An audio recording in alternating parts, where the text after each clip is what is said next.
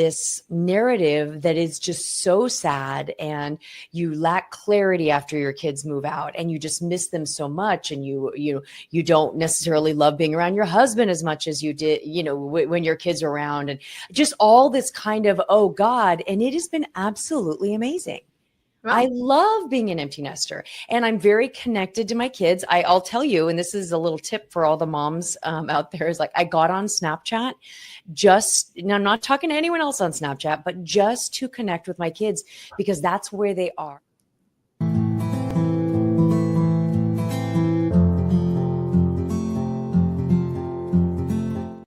Hi, it's Tiffany Lorraine Galloway, certified high performance coach, with another episode of the Resilient Mother podcast. We're going to continue the subject of mastering your own unique resilience. And today I have Courtney with me to talk about this from her point of view. She's a mother and an entrepreneur, and in the empty nest stage of life and enjoying it. So we're going to talk about that. Another subject we haven't talked about before. We want everyone to feel welcome here, every stage of motherhood. Please be a part of this community. Courtney, thank you so much for being here. Please tell us more about you. Oh, thank you, Tiffany. Thank you for having me. Well, yeah, I have 3 boys. So we have twins and then a younger son by 2 years. And we just last year became empty nesters. And I really was a little worried about it, because I feel like it wasn't just one person, but like in society, I feel like there is this narrative that is just so sad, and you lack clarity after your kids move out, and you just miss them so much, and you don't necessarily love being around your husband as much as you did, when your kids are around, and just all this kind of, oh God. And it has been absolutely amazing. Wow. I love being an empty nester, and I'm very connected to my kids. I'll tell you, and this is a little tip for all the moms out there, is like, I got on Snapchat and I'm not talking to anyone else on Snapchat, but just to connect with my kids, because that's where they are. Yeah. I found that after they moved out, I would text them and they wouldn't respond. And I'm actually have a really great relationship with my kids. So I was confused as to why they weren't responding in a timely manner, especially since I tried very intentionally not to bother them, too much. But they finally said, Mom, get on Snapchat, because we don't see texts. We don't see those things. So I got on Snap, and I connect with them almost every day, each of them almost every day. But it's really given me time to nurture my relationship with my husband, really take up some fun activities like tennis. And most importantly for me is to build my business that I'm really passionate about. Yeah, let's get into that, because you really called yourself an entrepreneur. Now, we've had mompreneurs on here, but you really seem to have separated those 2 roles in a really beautiful way that's working for you. Yeah. So can you tell us what those businesses are? We were talking about how you had one during COVID and it was your best year. And yeah, so it sounds like you've got the moving parts kind of figured out. And I think a lot of moms are trying to find that harmony in their life. Yes, that's a great thing. And what I will say, I do feel like I have it figured out, but I also think I'm always in process of figuring out my next level. So I don't know that we ever I don't know about you, but I don't think we ever necessarily get to a place where we're like, and I'm there, No. Especially when the goal will change. I'll get thrown a curveball. Yeah, it's ever evolving. However, success leaves clues, and we like to share those here. So. I love that too. Yes. So in college, I'm not going to go all the way back, but in college, I took a glass fusing class. Ooh. And so I bought a kiln, and just for fun, I started doing glass projects. I would do bowls and platters, and then it went into night lights, and then it eventually landed on jewelry. And when my kids were little, my intention was just to be a stay-home mom. My husband was going to make the money. I was going to stay home, but I really started enjoying making a little bit of money here and there with this business. I never had any entrepreneurial experience, didn't even really know what profit and loss, didn't know anything. Right. But I just slowly started growing this business when my kids were napping, when my kids were with their grandparents.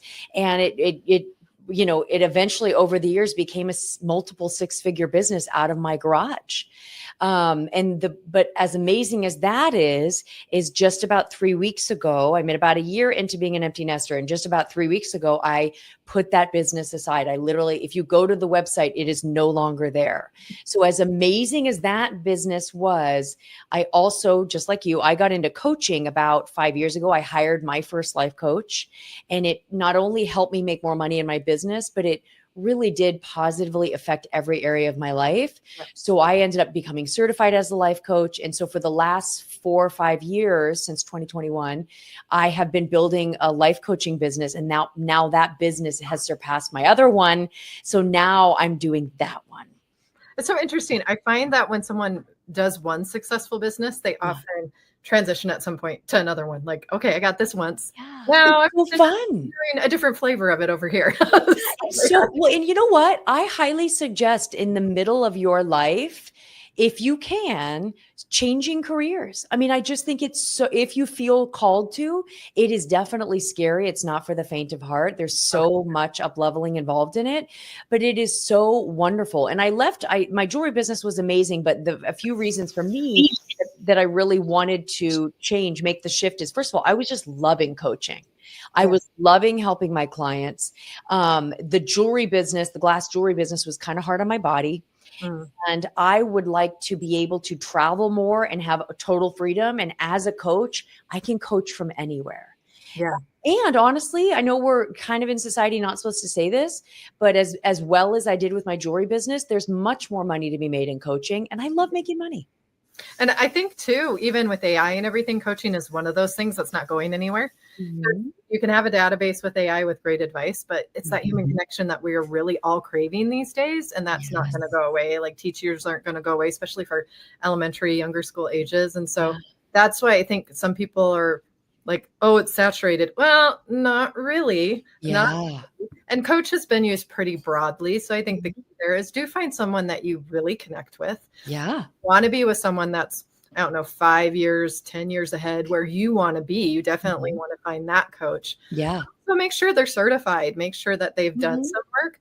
And there's a lot of great specialties out there with hypnotherapists or someone who is like a psychologist first or a personal trainer, but decided that, hey, you got to fix the mindset if you want to fix the whole body. There's so many great variations out there to find that you can really find someone that can help you level up, like to the next level, like you were talking about. There can always be that next level. And I think today what's beautiful is we get to really create it. We're taking more charge of, I want to live a life that makes me feel alive, that it feeds me as I give, and there's a flow. And that's what I'm kind of hearing from you is you found these things that you love doing. I think that's really important. It's not, I just had this career for the money, or I just had this career because it was attached to my degree, or I just did what it seemed like I needed to do, instead of being really true to your heart. Because when you do what you love, then it's filling you up while you're doing it. And there's a cycle instead of I'm drained, I got home from work and I'm done. And then we don't have the energy we need to give to our families either. So I think it's so true. I think that's so key. And it sounds like that's what you figured out. Did life coaching, I'm curious, because this has affected my parenting at least. Well, you don't want me to be the coach, but it still helped me be a better parent. Because it helped me be better myself. But also, what kind of things did you implement with your family or change, or what did you notice? Because it wasn't just you, obviously it would affect the whole household. Oh yeah. Well, thank you for asking that, because when I decided to get certified, I really just did it for fun. Like I told my husband, this is a very expensive hobby I'm diving into, because I really was seeing it change all areas of my life, me as a mom, me as a partner, all these things. And he saw the change so significantly that he was on board. He's on board with most things I want to do anyways, but he really saw the dynamic shifting in our family because just me was understanding these tools to be able to think differently. And we have, so I told you we have 3 boys. One of them, when he was in, 8th grade to high school, really struggled. And it was dicey there for a little bit. And he will actually tell you now that he doesn't even know if he would be alive if it weren't for, this me understanding how to parent him in a different way. And when I say parent him, it all started with me. It all started with me saying, I was one of those moms. I'm a little bit different. I was one of those moms where I'm like old school dad type of mom, where like if they kind of got it all in my face, I would be like, oh no. And then I would kind of get in their face. And that was not working with him. It worked with my other two. I'd say, excuse me, and they would back down. That would not work with him. And then he'd step up to me and I'd step up with him, step up to him. It certainly was not the way to parent for sure. But I realized this is not working and I need to approach him differently. And I just completely changed how I approached him. I figured out what his love language was. I figured out like what pain he was really going through and really tried to see it from his eyes and tried to be more empathetic and more of a partner with him to figure it out. And it changed everything. And that would have never happened if I had not become a coach. I love that so much. And that's what I love about coaching. It just has this deep amount of empathy. You go so much deeper with people. Yeah. I actually struggle to like have small talk with people. Like I'm ready. Like I go up to people. I'm like, let's talk. Let's go deep. What's going on? Let's figure something out. Like me too. Me too. Habit of that now. Yeah. And the coaching with me. And I'm so open. I will share things and be vulnerable because I now have this deep sense of, you know, if we face these things, if we're willing to look at ourselves and look at our weakness, we can make it strength. We can change it. We can do something about it. But if we're not aware of why I feel stuck or why things aren't moving for me or for a kid, for example, or for just someone I care about and I want the relationship to get better or deeper or more meaningful. It all comes down to this level of communication, right? I think when you're a coach, you look at communication in this different way where you're asking a lot of questions and just helping someone else come up with the answers they already know inside yourself. I think the trick as a coach and as a parent is not to give advice or it's not needed or not to put ideas on people because there's more empowerment in them solving their own problems and knowing that they are making the right decision for them, which only they can make. And so a coach can be neutral. I think it's hard when you're a parent. I mean, you can add that I love you and I want what's best for you kind of thing, but there is some coaching that you kind of have to take out of it. Like, do you want to coach right now? Or do you want mom right now? Or do you just want me to listen right now? Like, what do you need? Versus like when you're coaching somebody, do I have permission to push here? Do I have permission to let you see something you're not seeing? Or did you hear that? Did you hear this pattern? Or do you realize how many times you said that phrase? Things that we just don't even realize are going on with our thoughts. So I think what I liked what you talked about too, it changed your way of thinking. Yes. Where so many things get us messed up. And we're more aware of that today because we are at home, we're more isolated, just all the things have happened over the last year that we're like, oh, this like burnout workout culture, at least in America kind of thing. Now my health is not great. And now my relationships aren't great. Wait a minute. No, this can't continue. Like we had to like take a step back and go, am I well here? Am I well here? Am I aligned with everything? Yeah. I think what's beautiful about that is we get to give it to our kids now. So if we live it like you are, then our kids get to see that they get to create the life that they want and that really anything is possible for them. It's so cool. I agree with that. And I will say one thing too, and like another area that I think it has really helped me becoming a coach has helped me be a better mom is I think that there's a lot of parents that fire hose their kids. And I probably used to do this more where I would just say, do this, you shouldn't do this. This is the way, like I have all the answers. And now, especially now that my kids are 19 and 22, like what I want to do is say, here's my thoughts, but this is your life. What do you think? Yeah. And so I will tell you, they will listen to me. They will come to me and say, what do you think? Because they know my energy's a little hands off.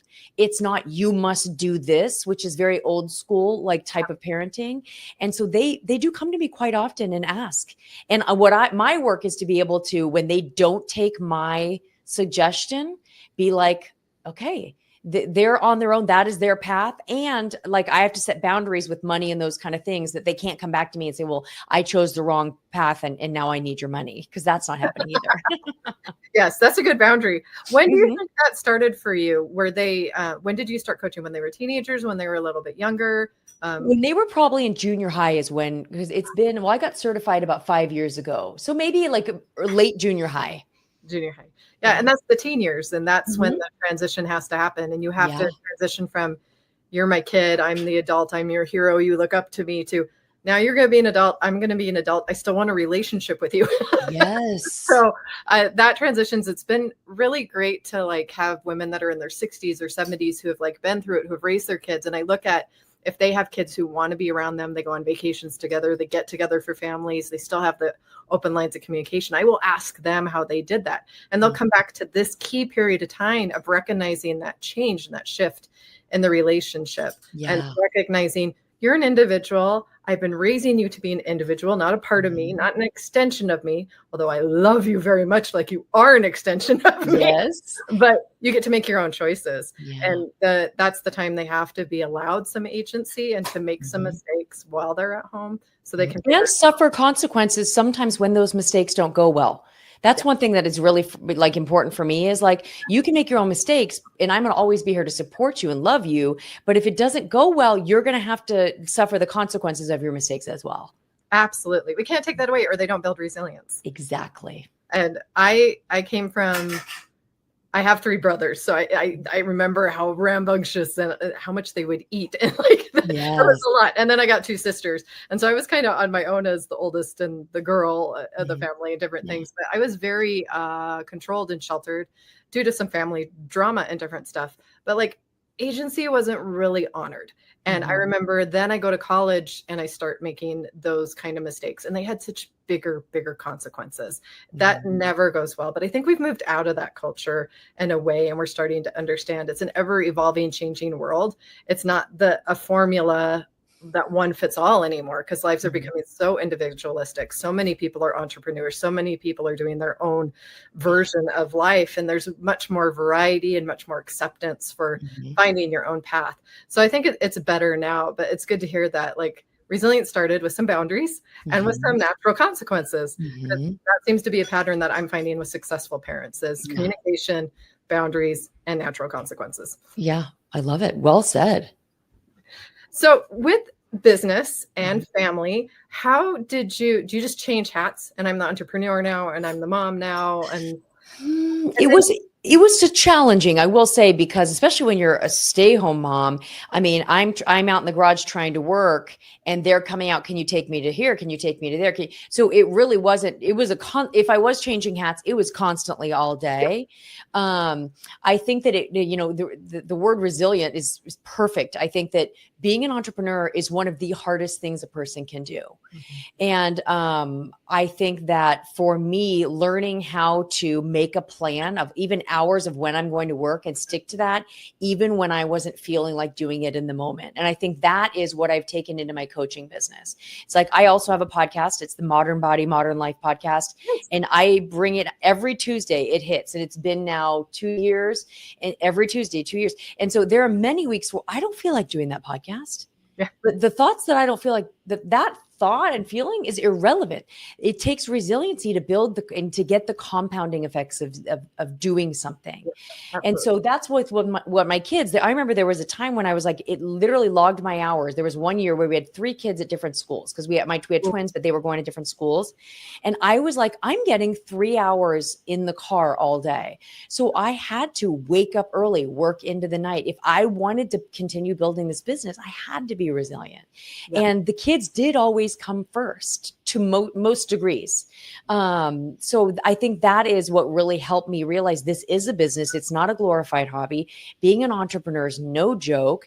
And I need to put the hours in and not be entitled just to make money because I say I have a business. And all of that I carried over into my coaching business. And that's why I think it grew pretty quickly. So what allowed you to have that self-discipline? I'm a high performance coach. And the reason I became one is because when I came across high performance coaching, I found out it was for Olympian CEOs, celebrities. And I'm like, I just found out I was going to be a single mom with 3 kids. And I'm like, this should help me. Yeah. And other areas of like energy, clarity, productivity. Yeah. And so that's helped me. So I'm curious what helped you with those things. Are there habits that came from before that got like highlighted more with coaching? What do you think were the key things that helped you successfully do it? Yeah. It came because I wasn't a coach till I was making really good money with my jewelry business way before I was a coach. I've always been into self-help and Tony Robbins and Jack Canfield, all that. Yeah. But I think that if I have to separate me from like why I was able to do that, first of all, I have a great support system. I'm just going to say that right off the bat. Like my husband has always been like, yes, you do. You like, he just supported from the beginning. That's been a huge gift. Amazing. But I also think it is my willingness to feel discomfort. And I talk a lot with my clients and on my podcast about discomfort. And I really, the more and more I coach, I see it affecting every single person around me. If someone is willing to feel discomfort, they can go get what they want, make any changes they want to make in life. Like people's unwillingness to feel discomfort is what actually keeps them living the same life over and over and over again. So if you want your kids to go to bed at a decent hour and you've been frustrated, there's some discomfort you've not been willing to feel in order to put them to bed early. And maybe they're going to cry, and maybe they're going to tell you you're a bad mom, or maybe you're going to have emotions come up. So there's that.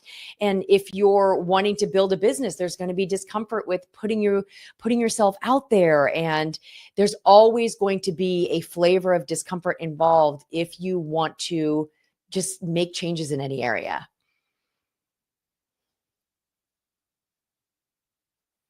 Sound on would help. What I found with that and the clients that I've worked with and with my own work is it's this safety thing. Like sure. I remember being growing up that I wasn't really allowed to have a voice when I had any negative emotion. I wasn't allowed to be angry. I wasn't allowed to be sad. I wasn't allowed to have an opinion. I wasn't allowed to be frustrated. That was supposed to just child was seen and not heard kind of thing. Yeah. Now, as an adult, those are the very things I need to go address. Those are the very things that are those self-sabotaging, imposter syndrome, blockages. They're the difference between that next level that I want to get to in my life. And so safety is different today. And as an entrepreneur, you're ready to risk at definitely a higher level than someone else maybe, and you have to. But then the reward is more as well. Yes. I remember talking to a gentleman when I was in between choosing some degrees or a few things a few years ago. And we got in the discussion of entrepreneur versus like the corporate, steady, safe path, which I don't know if we can really say that anymore. But he said he had gone the steady, safe path and it had served his family well. But there was this part of him that was like, but if I had done the entrepreneur thing, I wonder what would have happened if I had taken that leap, if I had done that risk. Now I kind of wish I had, kind of thing. And so I think some of being an entrepreneur too is like, you've got this idea that you're not going to live with any regrets. You're going to go find out. And you need to know. And it's so important to have a partner who understands that and respects that, because someone else is going to feel safe in that steady, safe path. And they may not be willing or be able to understand that you see more and that more is possible if they haven't experienced it, or they're just not open to that level of risk. But I do think it can really strengthen a couple or make a great couple. And so it's beautiful to hear that you guys really had a team, because then your kids also get the example of how that works too. And they're going to know what to look for in a partner, and to see that they need someone who honors who you are, whether it's your hobby or it's your passion or it's being an entrepreneur. And I think that's also what I'm hearing probably helped you do better than some in empty nest, because some moms have gone all into mom and forgotten who they are.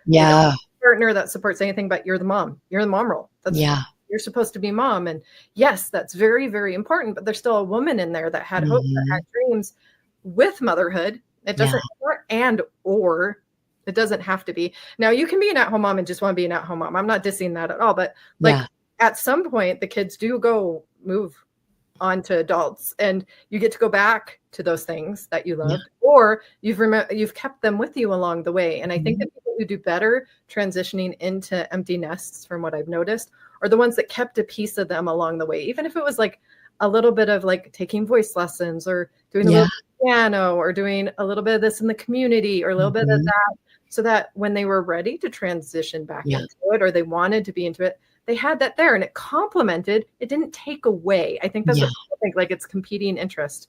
It doesn't have to be, because when mom is happy, everyone's happy. When mom ain't happy, ain't nobody happy. Right? That is so funny. Totally. Well, and it's interesting too, because a lot of times when the kids do leave, and if you don't have something maybe you're passionate about, there's a lot of people, and I've coached a lot of them, where they feel like they'll say to me, I just want clarity. I just want to feel like I have purpose. And I said, the clarity and purpose, what's bumping up to the clarity and purpose is that you're going to have to be willing to feel discomfort and try some things out that you do not know if they're going to work. Yep. And you're going to be embarrassed. You're going to be vulnerable. There's no exact path on how to do most of these things. Even for me, I just recently joined the tennis club, and you would think it'd be like no big deal with some of the stuff I do in my career. You would think going and signing up for tennis lessons is no big deal, but it was like, well, when do I go? And who's going to be there? And what if it's raining? And how much? And what should I wear? I mean, there was all this confusion, and I was like, oh, look at me being all confused because it's not clear. The path there is not clear. And so again, back to discomfort. It's like, if you're feeling like you want something, then strap in for the discomfort. That's what it's going to take for you to be able to get where you want to go. Well, think about kids. Like, everything's new to them. I know, and they handle it so much better than us. Scared. Why do we get so scared? They're not scared. They get knocked down, they get back up again. They get knocked down, they get back up again. Or they wouldn't learn how to walk. And so it's like, sometimes I think about that kind of resilience. Like, where did my curiosity go? Oh, how is this going to turn out? Instead of the fear of pain or loss, or that it's not going to go well. Well, the only way things aren't going to go well is if there's no action involved. Well, it's so interesting. If you think about it, like, we're going through grade school, then we go through high school. A lot of people, not everyone, a lot of people go to a trade school or a college. Maybe you meet someone, maybe you get married, maybe you have kids or you get a dog, maybe, and so there's all these life changes that are very like kind of consistent in society. But then if you look back even 50 years, once you retire, it's almost kind of like, oh, or once your kids leave home, you work a little bit and then you start vacationing and you babysit your grandkids. Well, now we have generations of women going, I want to start a new business. I want to write a book. I want to start running marathons. I want to adopt a child, even though I'm 60, or I want to foster. We women, I mean, this is an amazing time to be alive. And so I think that we're seeing just, even because of social media, we're seeing more people doing quite amazing things. And I think it's making a lot of women go, wow, more is possible for me. But I just think a lot of them don't know yet that they're going to have to be willing to feel discomfort. Oh, absolutely. Yeah. We started this year out with a woman that started becoming a personal trainer in her 60s. Amazing. Like, that's possible. Like, that's what inspires me about what's out there and what we see. It's not this comparison. It's not a jealousy thing. I think you can really sabotage yourself there. But instead of being like, oh, that's possible, like kids do, like, oh, my friend just did that, I want to do that. Or my sibling is riding a bike, now I want to ride a bike. Like, I think we can get back into that energy if we choose to. And that's a different kind of resilience, right? Because we just bounce into the possibility of it instead of what goes wrong, what could go right. Oh, what if I fall? Well, what if you fly? I know it's so corny, but it's so true. Yep. Yeah. But you gotta be willing to get uncomfortable. And I think I like being a coach because I'm willing to go there with people too. Like, I think you have to find the right person who creates the safe space for you to be willing to go there. Because a lot of times it might be something deep that's unresolved, whether that's grief, whether that's pain, or just something you haven't been able to face on your own. That's what a coach is there for. Yeah. Just like we have our moms and our dads to be there for us. A coach is kind of this other level when you just want to be more open and you want a perspective of someone who like has your best interest, but also is a neutral party. They're not your family members. So there aren't the emotions that get attached with that sometimes can muddle. Yeah. And because a lot of times with parents and family members, it's like the old narratives, they see you as a certain way. And so they treat you as that way. You feel that way. When you're with a coach, they see you're like a blank slate. Anything's possible. Well, my favorite saying with that is that I like to see someone as they are, accept them as they are, but love them too much to leave them that way. Oh, I love that saying as a coach, because that's often for me what it is. And my favorite moment is when like they get that spark back in their eye, or you say, hey, wait, did you hear how your voice changed when you talked about that? That's what's actually for you, because you lit up, you were lighter, you were smiling more. And we somehow remember that as kids a lot easier. And then as adults, we have that transition. And I think if we as moms are more aware of those moments, I think we can help kids keep that as adults more, keep that curiosity, keep that idea of failure isn't fatal, it's a lesson. And resilience is a choice, but you have to be willing to get uncomfortable and curious about what's going to work for you. And it's okay if you don't figure it out the first time or the second time or the third time. I hope people have listened to this podcast this year or for the last 3 years have found tools and tips and strategies that work for them, but I don't expect them to go do it cookie cutter. Don't go do exactly what somebody else did. You got to go find what works for you. There's one technique I like for energy, and you might have some special things that you do with your coaching, but I like with this energy session that I do, I like to go through all the senses, which is something people don't always think about for tapping yourself back into like a good mood or maybe a calming mood. And how do you sight, smell, taste, color that you see, what you hear? I think we often think about music, but smell has memory, and there's got to be a memory or something that calms you right down or energizes you right up. Like I know bitter orange for some reason that really energizes me for some reason, but lavender or is it lavender? Like rose calms me down kind of thing. And some of those are general, like some of them, this is calming, this is not, but you might have a unique memory with a unique smell that just like, all right, I'm good to go. I'm resilient. I'm ready to face whatever, you know? And so we have a lot of tools and things that we use in our bodies, in our minds. There's so much more tangible things that are within our reach, within a few minutes as a mom, within 5 minutes as a mom, within 5 minutes as an entrepreneur. Oh, something just went wrong. Okay, how am I going to get in the mindset to fix this? Or, okay, I've faced this before, or I've faced worse before. I can totally handle this.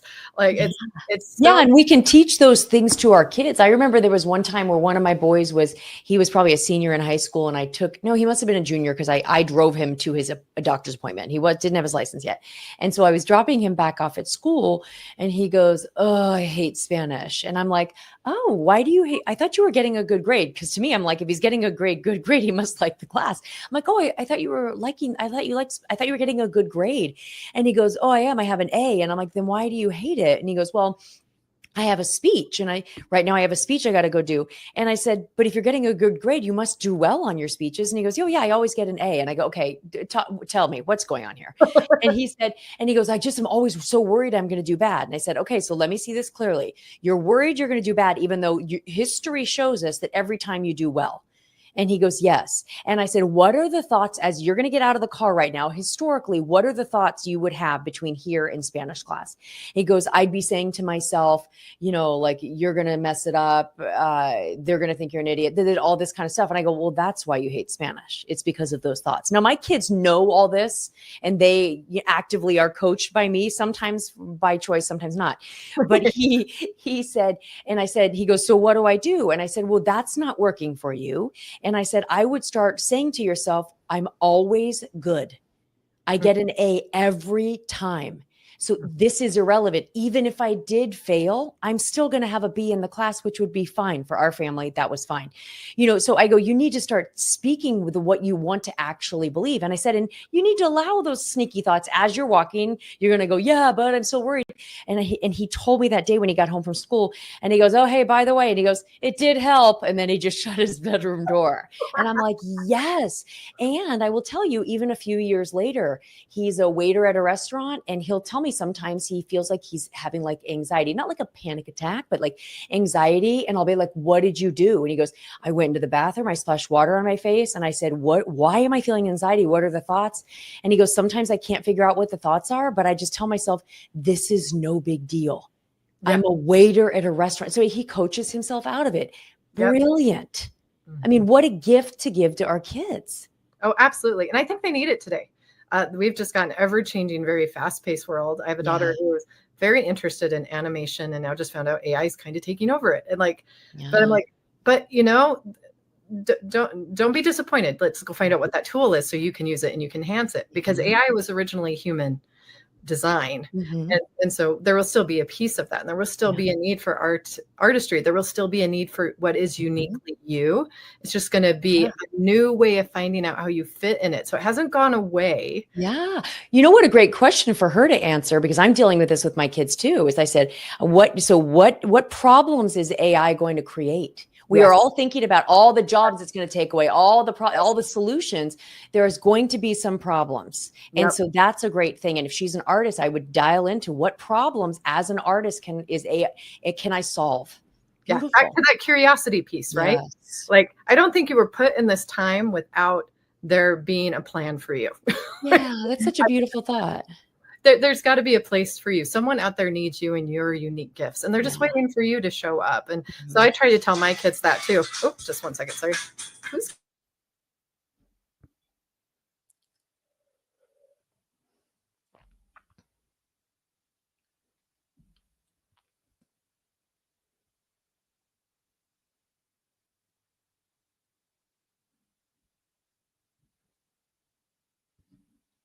Don't know what that was. That was weird.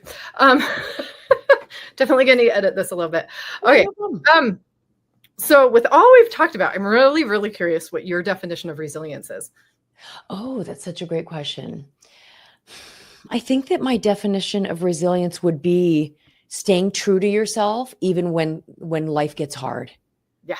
Yeah. Because I think staying true to yourself, like, we all have to kind of always be connected to what we really want to do, what's really important to us, what really matters to us most, even in those moments when things get hard. Like we were just talking about with our kids, if they could figure that piece out, then they'll be absolutely set up for success. Yeah.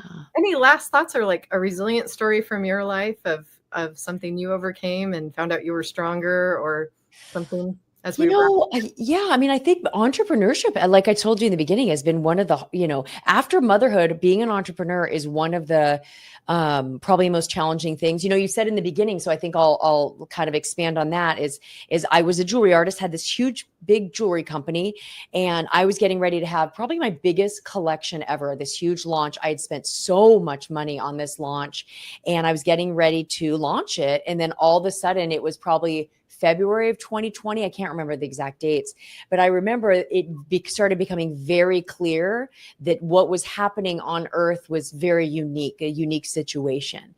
And so I started thinking, my mind started going crazy, right? It was unmanaged. I started thinking, oh my God, people are out of work. Kids are home. No one's going to have money for jewelry. Like this is an irrelevant type of thing. And all these things. And I got coached by my coach and I told her, I go, I'm losing it. I need you to help me reel this in. And she goes, what is possible in this moment? Right? Like what could be in this moment? And I just said to her, and I go, is it possible? And I said it literally as a question. Is it possible that if people are sheltered in their homes, that they actually might have money to spend? Is it possible that I might have more attention, like people's attention than before? And then I said, is it possible that because all of a sudden it started, I started hearing in the news that like a lot of companies were pulling out of ad spend in Facebook. And I said, is it possible that I can actually triple my ad spend? Like maybe that's a bad move to pull out. Maybe I can go all in. And I did all of that. And I even did like a lot of my packing supplies. I'm like, I don't know what's coming, but I am going to set myself up for the year. And I spent thousands and thousands and thousands of dollars that I normally wouldn't have spent on boxes and just shipping supplies. So I was ready for anything. And my business just blew up in the best of ways. I think it just shows that those that prepare in the winter are ready for the harvest. Yeah. Because when everyone else is losing their mind, the person who still shows up, the person who still has positive energy, look at where some of those people are now. I mean, some of the people who are really big and they're authentically, genuinely amazing, wonderful people with a good heart and a good mission, they showed up then. They showed up right then, authentically. They found their passion. They found what they love to do. And we resonated with it, especially anyone who was having a hard time, because it was like, oh, I don't have to react this way.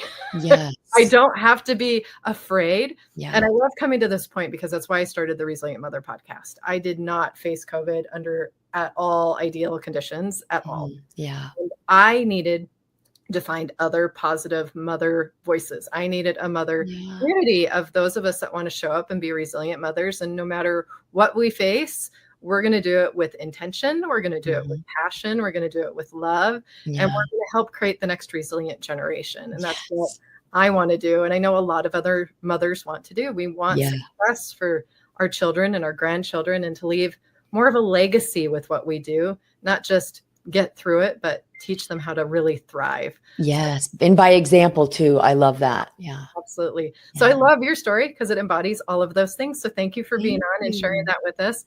And I think it's nice. We've had a lot of inspirational stories, hard stories. Like I love when we also just have like a traditional good story on here too, of a mom who has the traditional family, has the business, found a way to flow through life. Now you still had your up and downs and your struggles, but like, I know we also explore a lot of deeper things here, but every mother's welcome here. I really hope that if anyone who's been along the journey with this podcast the last 3 years, all moms, you are all welcome here. all kinds, all types. Mm. That's the whole point. We all can use supporting each other more so that we can get that generation that's coming to do the same and have permission to build the communities and the groups and the support that they need and want. So I love it. I love it. Thank you for having me.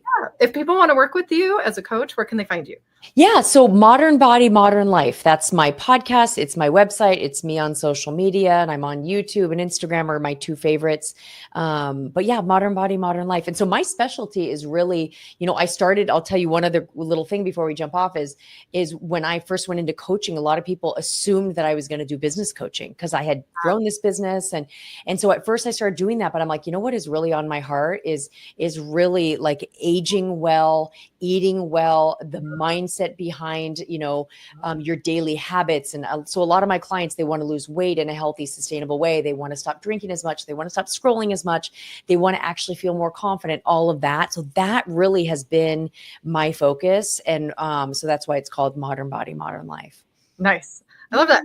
And that's so appropriate for today. So thank you, audience, for being here. And we'll see you on the next episode of the Resilient Mother podcast.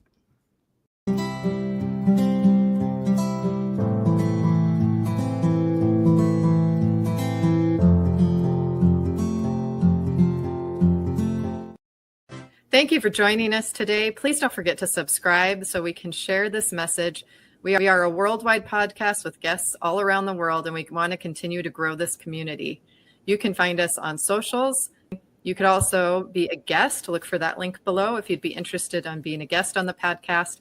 If you know a sponsor or would like to be a sponsor, please reach out to me or Catherine as well. Sure. We want you all on this journey. We want to hear your stories. We want to share your stories. We want to gain strength from each other because together we're stronger.